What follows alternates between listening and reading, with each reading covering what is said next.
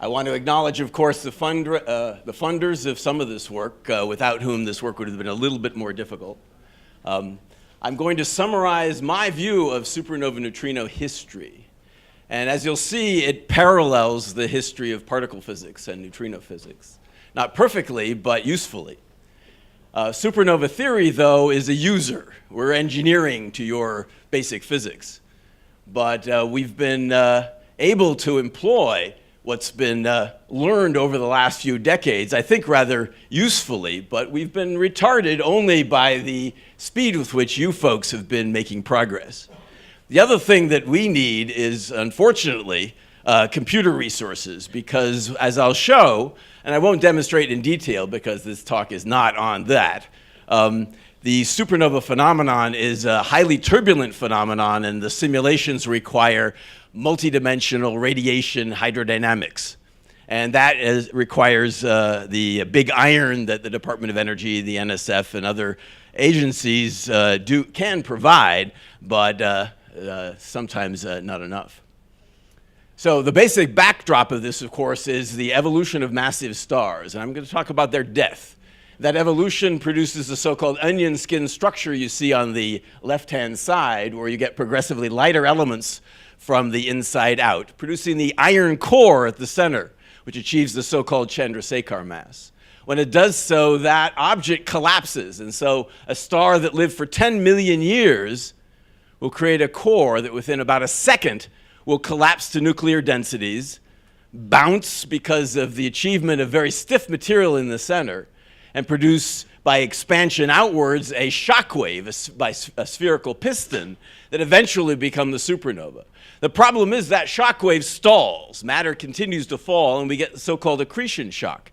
And so over the last 30 years, and perhaps we can push that even longer, we've been trying to revive that shock. And what I'll say is the community, collectively, in part due to our work and wonderful work being done in Europe and Japan as well, is now converging on a standard model.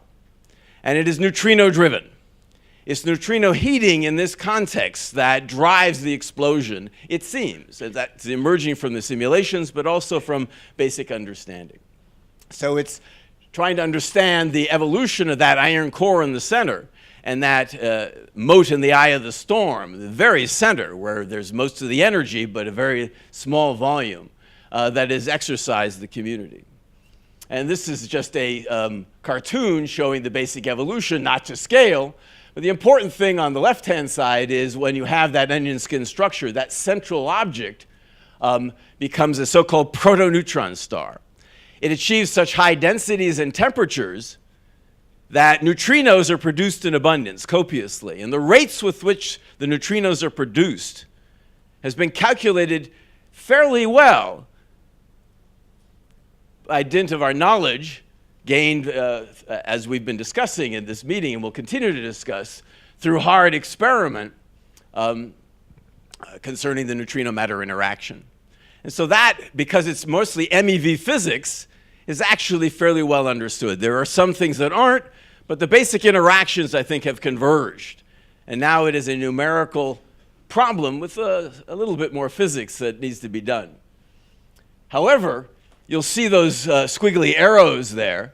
The neutrinos that are coming out of this object are quite luminous. Of only a fraction, about 1% of that, or 10% of that energy is deposited to inaugurate the explosion. You leave behind a neutron star and a black hole. And what I will say is, I think the community will support this, is that in fact that most of what I'm going to be telling you today is true.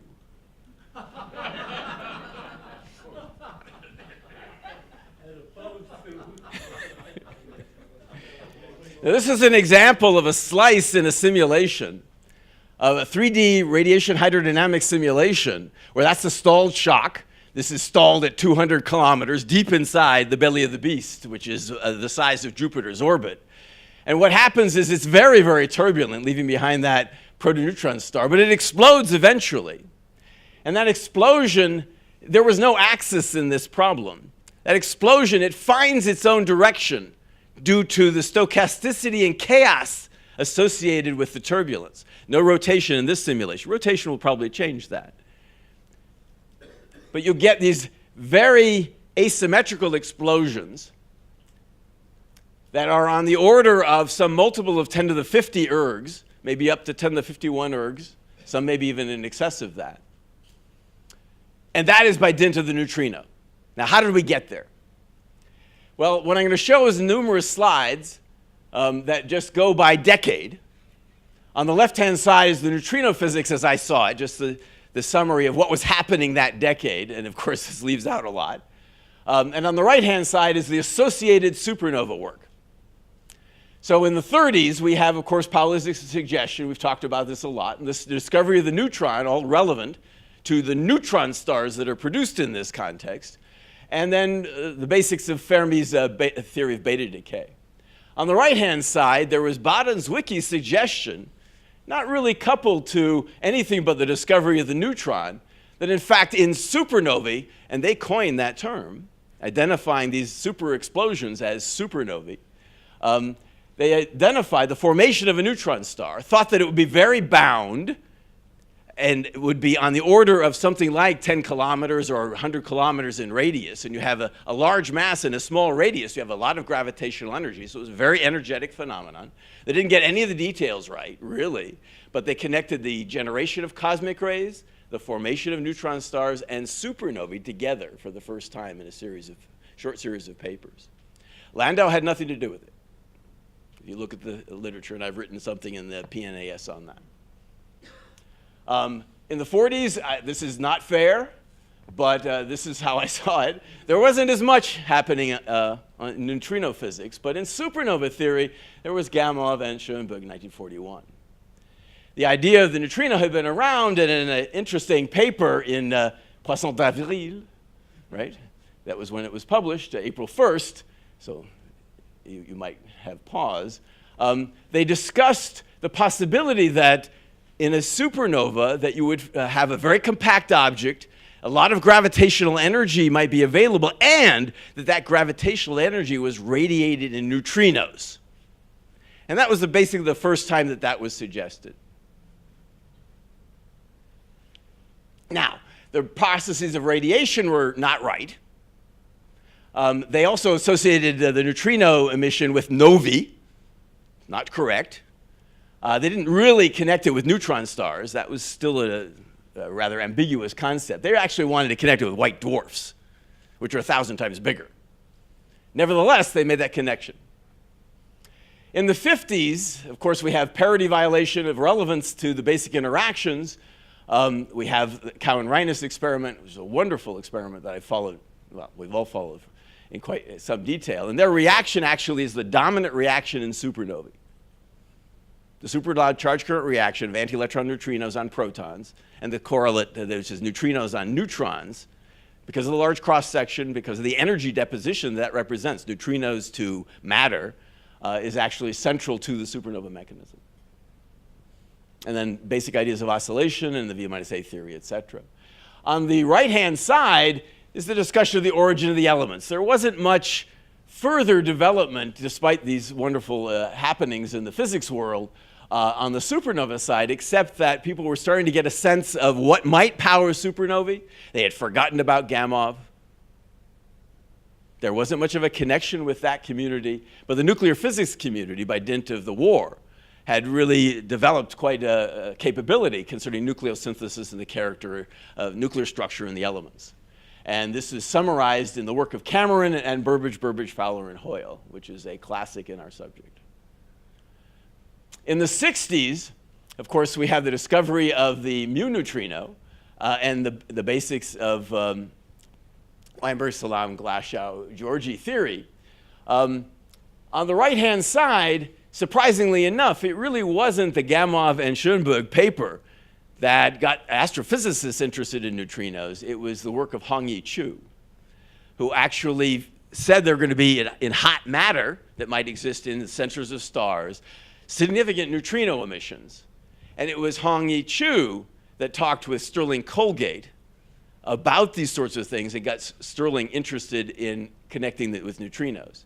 He was also part of the test ban treaty negotiations and had many discussions with Russians at the time in Geneva, And he was incited to actually think about supernovae in a bigger way. And combining with some simple lab codes, did some of the first simulation in the classic paper of Colgate and White, which makes the connection dynamically with hydrodynamic simulation with a supernova.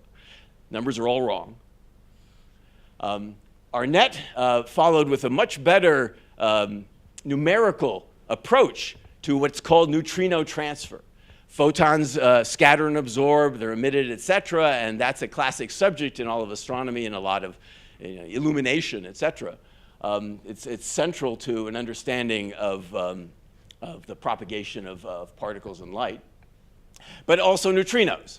And so neutrino transfer started to be important. And the neutrino transfer is relevant, just as photon transfer would be relevant in the context of light diffusers, for example, for illumination, because everything else is fixed in the matter. The electrons and protons and neutrons, et cetera, aren't going anywhere. The mean free paths are very, very small.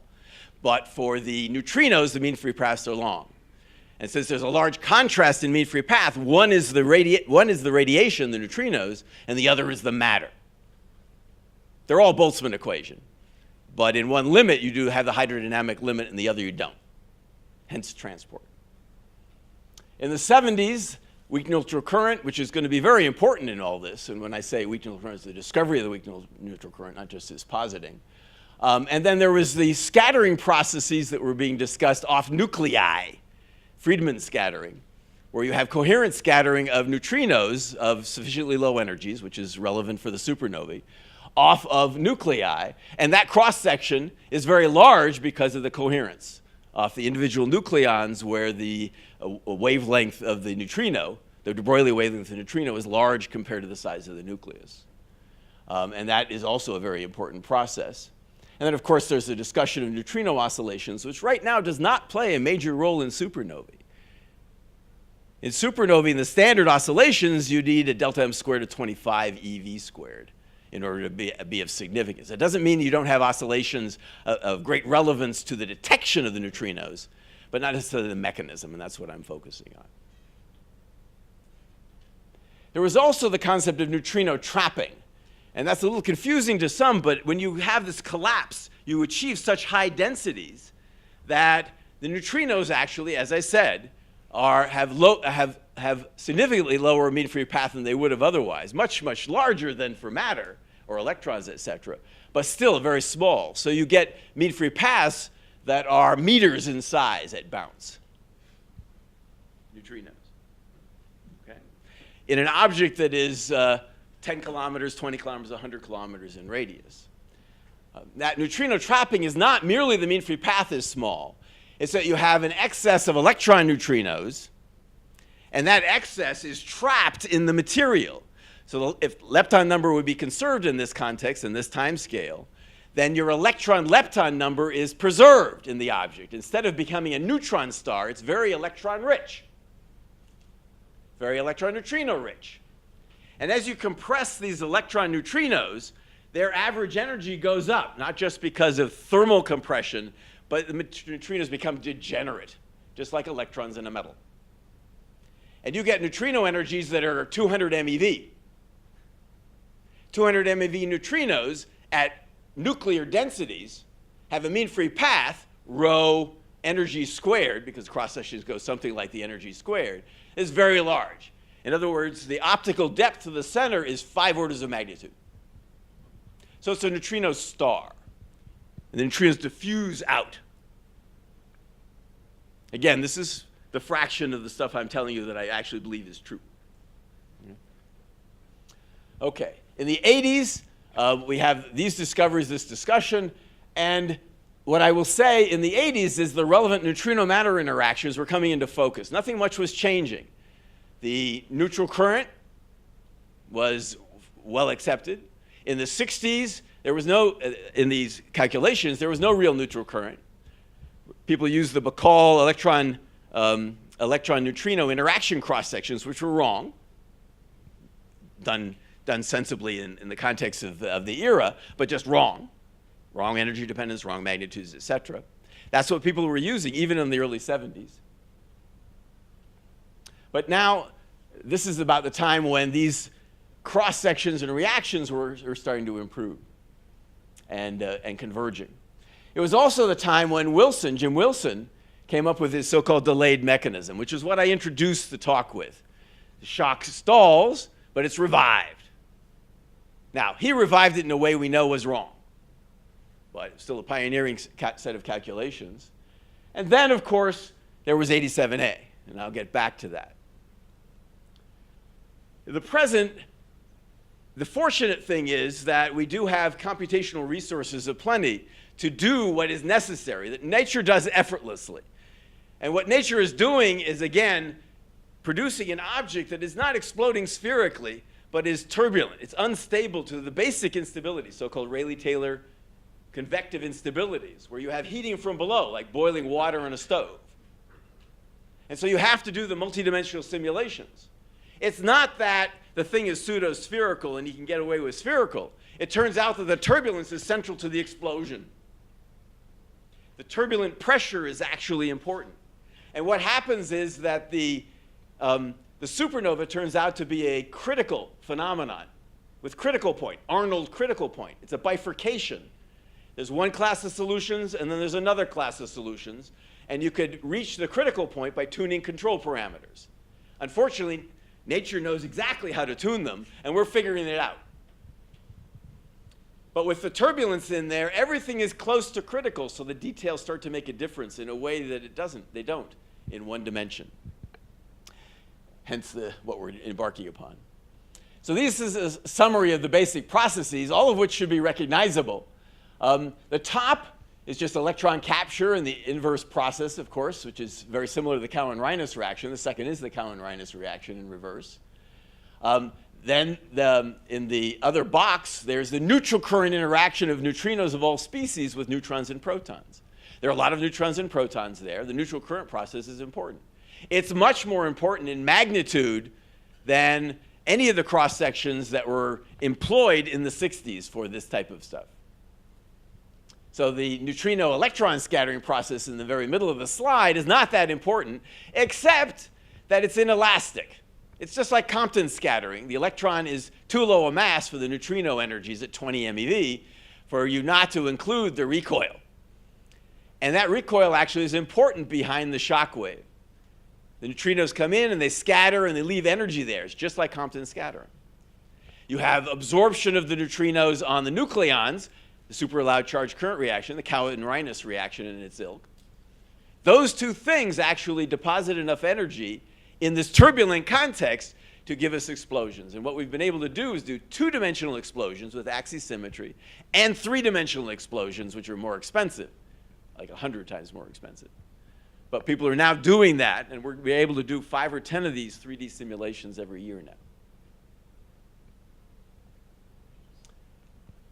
Now, these are details, don't worry about, but I'll just say what the important things are. The progenitor models. We inherit stellar evolution models that have lots of irreversibilities, lots of convection, semi-convection. Those are details for the cognoscenti. But the point is that stars evolve up to the point that we inherit. So the evolution of these models, which is very complicated, is really central. And what those structures are really determines the outcome. And so that's one of the remaining ambiguities.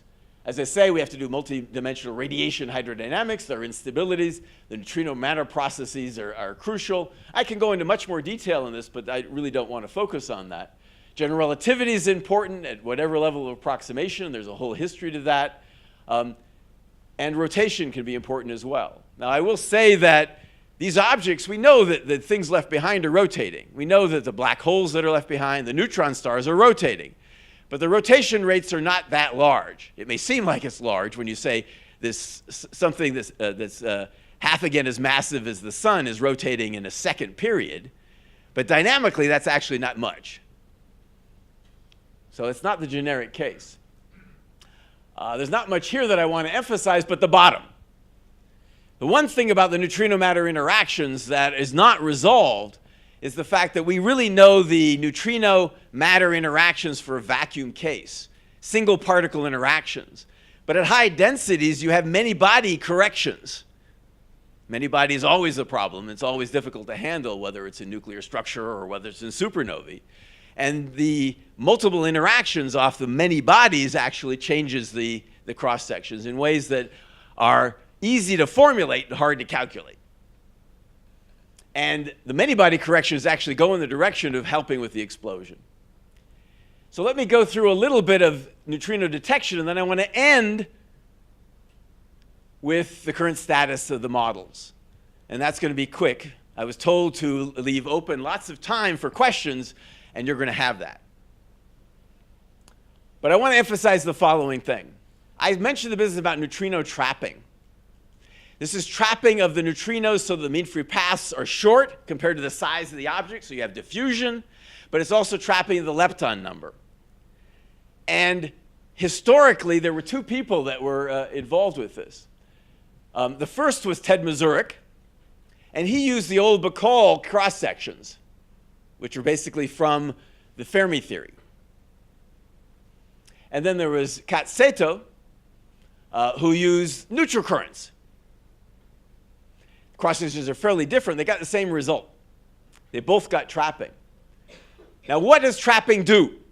And this is something that I had to emphasize for this audience.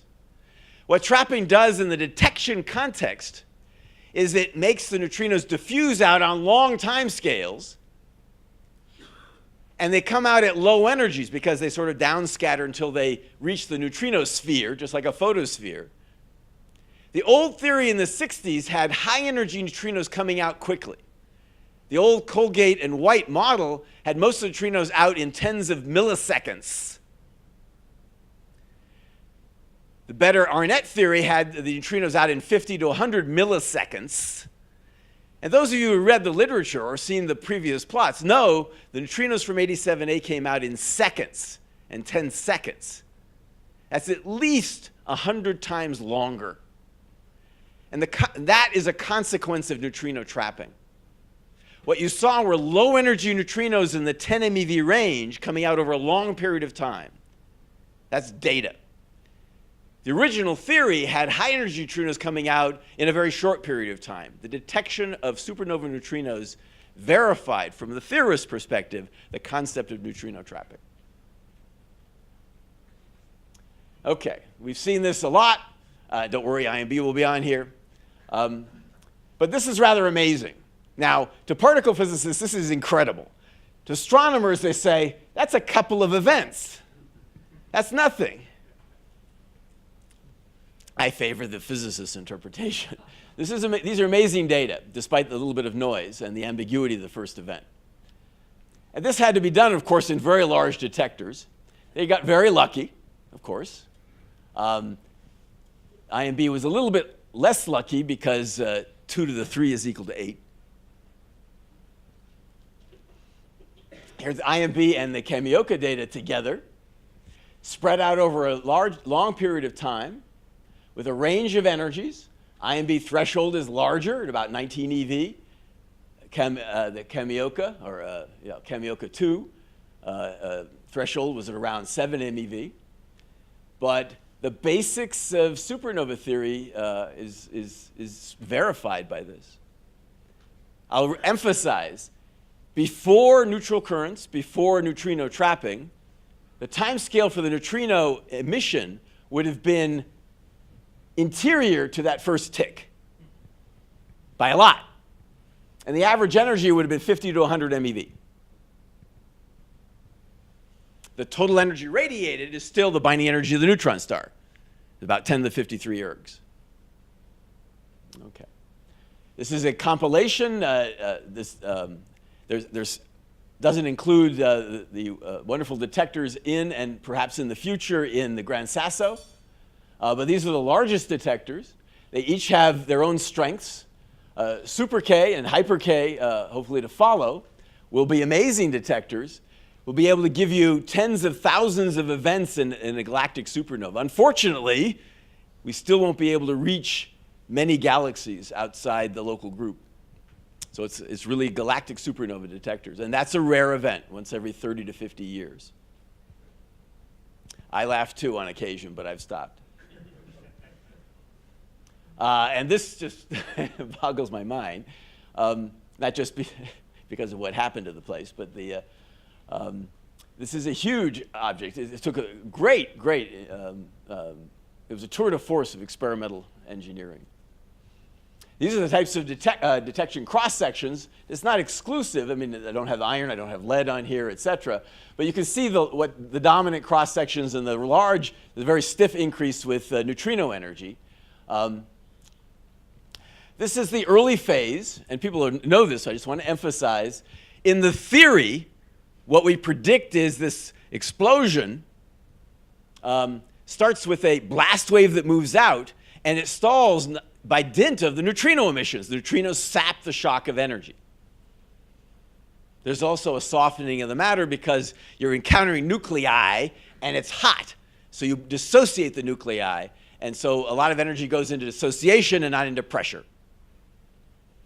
And so you get this big breakout burst of electron neutrinos, and then the mu, tau, anti-mu, and anti-taus come out, and the anti-electron types come out as well. This is a prediction of theory without oscillations. Okay. If we see anything like that breakout burst, there's an awful lot of theory that supports. Unfortunately, it depends a lot on the hierarchy, because there is going to be an effect on the neutrinos, on the mix of neutrinos, as you go down the density gradient outside, just from simple adiabatic MSW. And there are going to be some perhaps non-adiabaticities. There's going to be some effects in the Earth. But the basics are basically the adiabatic transitions. I just want to show you some numbers. And the details are not important here. But these curves are two classes. You can see at the top right that there's a group that's separated from the bottom right. The top right are non-exploding models. If it doesn't explode, it continues to accrete matter. That accretion gives you a lot of neutrinos. And then you can form a black hole. But before you form a black hole, the rates are very high. And unfortunately on this slide, you don't see that so well, but those numbers on the y-axis are 6,000 events per second. Okay, at 10 kiloparsecs. The bottom set of curves are exploding models. And so you can see immediately there's a big difference between exploding and non-exploding models. There's a lot more we could say about the results. But that's just what I wanted to emphasize. And this is in super K. Top left is the IBD. This is for Dune. This is the same theoretical data. And you see the breakout bursts there. But the curves are very different in shape. Those two together, those two types of classes of detectors, where you have the argon detector and you have the Cherenkov detector, can, if worked together, analyzed together, can speak volumes about what's going on. But with oscillations, there is a significant dependence on the hierarchy. And you notice the blue curve has a stunted breakout burst. That's the normal hierarchy. The green curve is the inverted hierarchy, and the red is without neutrino oscillations. And you can see there's a dependence in those early phases on the hierarchy. Something to keep in mind. I want to end with the following, which is having to do with the supernova itself. The neutrinos have not only energized the explosion, but the neutrinos themselves will interact with the matter that's ejected. You have the charge current reactions, for example, and you're going to change the nuclei. So neutrinos have an effect on the nucleosynthesis. In particular, the neutron fraction of the material that's ejected is moved around by neutrino and antineutrino absorption. And exactly what emerges has been tempered, has been changed by the neutrino absorption. The neutrinos have a direct effect on the nucleosynthesis. I could give you isotopes. These are example neutrino distributions. 0.5 is normal matter, equal number of symmetric matter, equal number of neutrons and protons. And we get a whole distribution depending on the models. This is another set of distributions. It's not all at 0.5. What that number is determines the final nucleosynthesis. But in 2D, you see the top left, you get this type of a distribution. This is a function of time as the stuff is being ejected. And this pattern is changing by dint of the neutrino absorptions. This is in 3D. They're different. We're still not converged on this. And so this all leads to the basic theory that I'm going to end with, which is that you get this collapse. That blue line in the middle is the shock wave. It's sitting around for a while, but you see there's large-scale bubbling.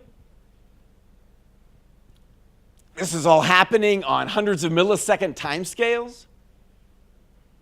And then what emerges in the center is a neutron star. This is a simulation that we just got almost accepted, where this is the inner hundreds of kilometers. You can see how it's very turbulent. The colors in this case are entropy, give you some sort of sense of heat. And you can see how they explode.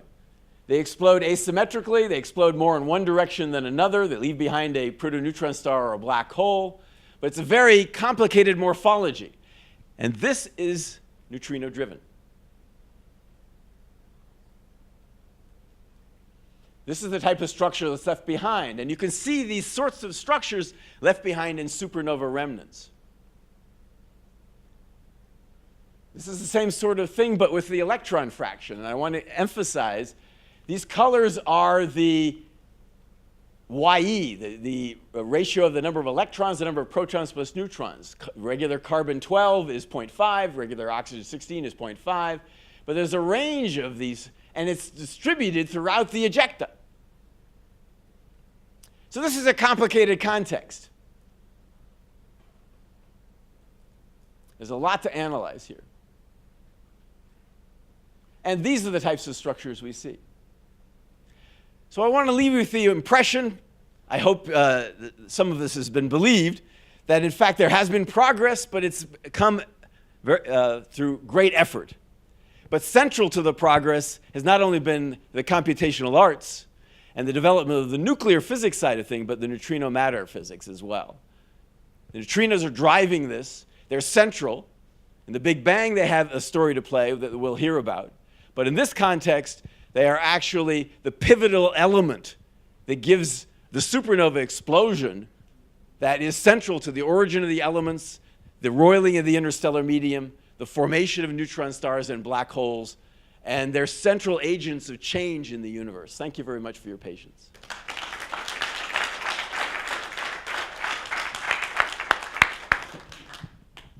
Questions or comments?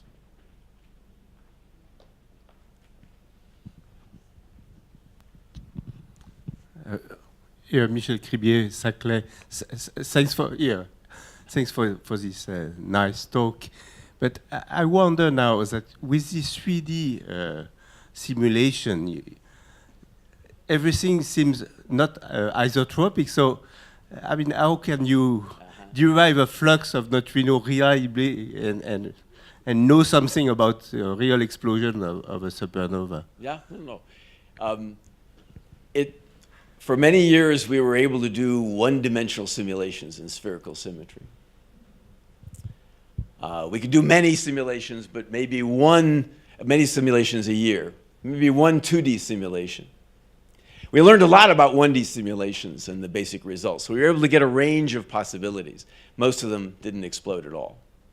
And for reasons we now understand. At that time, we had one 2D simulation a year. We didn't get the insight in the multidimensional character of these things because we couldn't play. We couldn't make mistakes fast. But it's only recently that we've been able to do 50 2D simulations a year. And that way we've been able to explore the parameter space and see the range of possibilities. But 2D is not 3D. And the new evolution is we can now do 3D simulations, a few a year. 10 years ago, that was not possible. 5 years ago, that was not possible. An example, a 3D simulation with not all the physics in there might cost 100 million CPU hours. Now, we can do it for 20 million CPU hours because the codes have gotten better and the computational arts have advanced. But we also have more resources available for the simulations, hopefully. So now we're in the time where we can do multiple 3D simulations, looking at different perturbations, changing the physics, and seeing what is generic. You're not going to be able to say that this particular progenitor is going to explode in this particular way, because nature doesn't care. Nature is chaotic. And so what we need to go for is the systematics. We need to go for the distribution functions. We need a distribution function of the energy of the explosion. We need the distribution function of the kicks, the recoils, because we see neutron stars zooming across the galaxy with hundreds of kilometers a second. That velocity is imparted at birth due to the asymmetrical nature of the explosion. But the direction it goes is random. We want to be able to connect it with the morphology. We have the Cassiopeia supernova remnant. We have many supernova remnants whose structures are informed by what happened in the first seconds. We won't be able to do it for any particular one, working backwards, because that's the nature of chaos. But the distribution functions are there to be understood. But we require the resources to make the mistakes that are necessary in 3 dimensions, and we can be assured that we don't have to go to 4. So there's progress. I agree completely. But unfortunately, nature is doing effortlessly and chaotically what it wants. And we're just following to try to figure out what she has in mind. My question also came with respect to observing the asymmetries in your 3-dimensional simulations. How far are these asymmetries from detection by current generation gravitational wave detectors? Yeah. That's a very good question. I'm involved in this 3G effort that the LIGO collaboration has inaugurated to justify and motivate the next generation of gravitational wave detectors. The current generation can see out to maybe a few kiloparsecs supernova, on average. We can simulate. Every simulation we do here, a byproduct is the gravitational waves. The 3D simulations, we get the polarizations, function of time. So these predictions are pretty straightforward. We can put them through pipelines for LIGO. When LIGO is open to this possibility and in collaborating, which they will be in the future, then we can get retrievals of the supernova data with some fidelity. The preliminary results indicate that the 3G effort will be able to see the entire galaxy, but not much further in gravitational waves. And in fact, which is important for this audience to recognize, the neutrinos from these things, with thousands of events, are really the key to the internal dynamics and understanding it. If you have the neutrino events, you can analyze the gravitational wave data much more easily. You have a timestamp. You have all sorts of other things happening that you can discern from the neutrinos that are relevant for the gravitational waves. We published a paper recently related to this, but the gravitational wave do depend on the asymmetry. There's a kick due to the neutrinos and due to the asymmetrical matter ejection. That kick has Christodoulou memory. So Hertz signals, which can't be seen by LIGO but could be seen from something in space, can be detected in principle. But the important thing is that what we're seeing in all the gravitational wave signatures is the excitation of astroseismological modes in the thing left behind. The protoneutron star is excited, just as in helioseismology, just as in astroseismology, in various modes that are characteristic of the structures of the protoneutron stars that are being born. And so they have a certain spectrogram that has a frequency-time behavior that is predictable in advance. So the distance scale of sensitivity is similar for gravitational wave detectors and neutrino detectors within a factor of 5. But how common is asymmetry in your simulations? It's almost universal. Yeah, the lowest mass progenitors, 9 solar mass, 8.5 solar masses, might be a little bit more symmetrical, but they're all unstable. And the prediction is, in fact, that the asymmetries get larger with larger progenitor masses. The kick velocities get larger and the energies get larger on average. Smirnov, Max Planck Institute.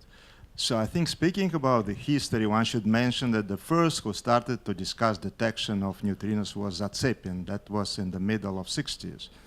And then whole the program of detection of supernova neutrinos in Soviet Union has been developed. Then you didn't mention Baksan detection of supernova 87A. Right. I didn't mention Mont Blanc either. Yeah, so and then this is more discussable.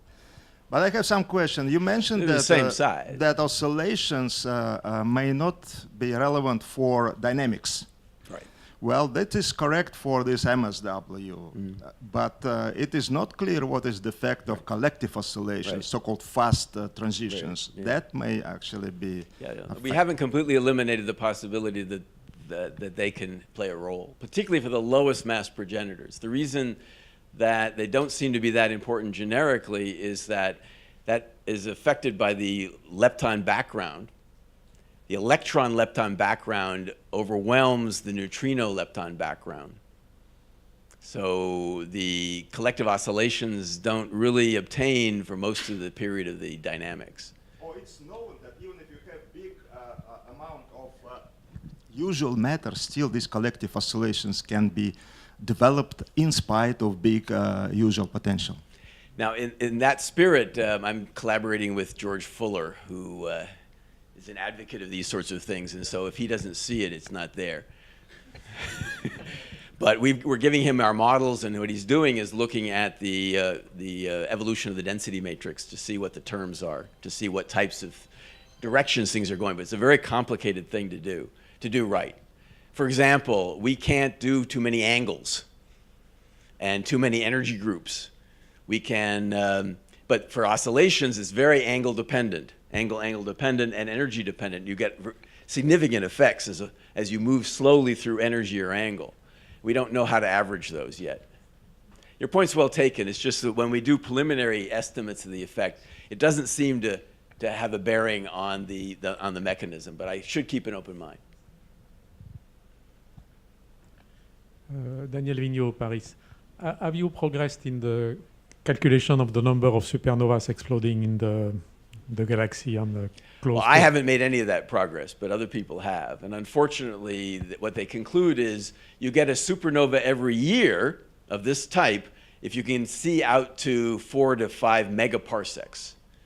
The Andromeda galaxy is at 0.7 megaparsecs, and Hyper-K may be able to see it. But that's Hyper-K. And that's only 0.7 megaparsecs.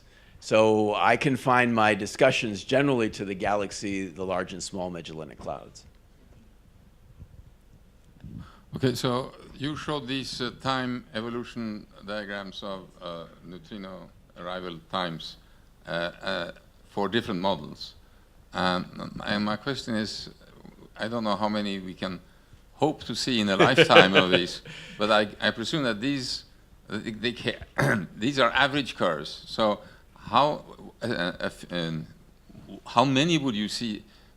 Because of the chaotic nature, each of them will be different. So you would have to make an average. Yeah, no, that's a good point. And how many do you need to see? There was a question that sort of touched on that I didn't answer.